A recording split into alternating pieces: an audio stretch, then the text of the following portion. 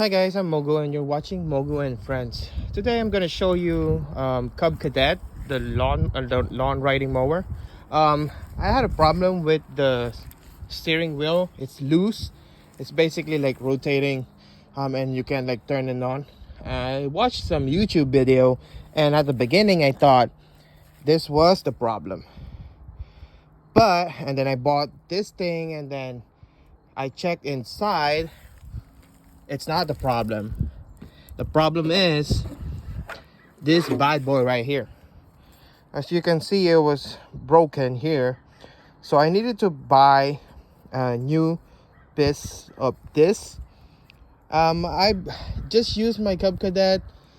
Tell you honestly, I'm really disappointed with this product because I just got it, and I just used it for like, I would say three weeks, 3, 4, 5, 6 weeks, and the steering wheel was already broken. I tried to call Cub Cadet. They said like, yeah, you can go to like the dealership that they can like fix it for you and stuff. But the problem is, this thing got stuck like in my backyard, and I don't have a way for it to go to the driveway for me to drop it off. So basically I'm screwed because they don't send people in your property to fix it. So I'm not a handyman. I'm not a handyman. I just try my best to like understand things and like do it myself. So I try to see what's the main problem is, and I saw it, and I figured it's easy to understand what you need to do. So basically you just need to remove this piece right here. I'm not gonna remove that because I already had a hard time putting it in there. So you can see the piece is right there already. Sorry, my camera is like blurry. And the only reason it's hard is because this thing right here is connected to the side. So this is the connection. So this is basically the one on the right and left. So this is the one that controls this thing right here, the wheel itself, to turn left or right. So basically it's the one like pulling it. So for example, it's connected to here, and you twist the steering wheel, it goes that way. It's the one pulling it. It's this thing right here. And the only reason it's really hard to do is because you need to work around this tiny gap. I watched some videos. It's basically saying that for you to be able to really do it easily, you need to remove this frame, but it's more work than just trying to struggle in this tiny space. So that's one of the issues. Pretty much everything is straightforward.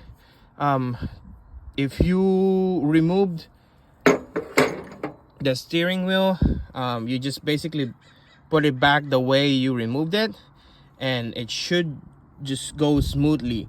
It's just like I said, it's this tiny space that you need to work on, and to remove that piece and replace a new one. So that's the biggest struggle with this type of problem with this mower right here. It's pretty much the spare parts, you can really get it from Amazon. It's really faster to get it in Amazon. I tried to get it from them, calling Cub Cadet, and they basically said, well, we can't ship you like a new one. It needs to go it needs to go to the dealership, their authorized dealership, and they're the one who needs to like tell them.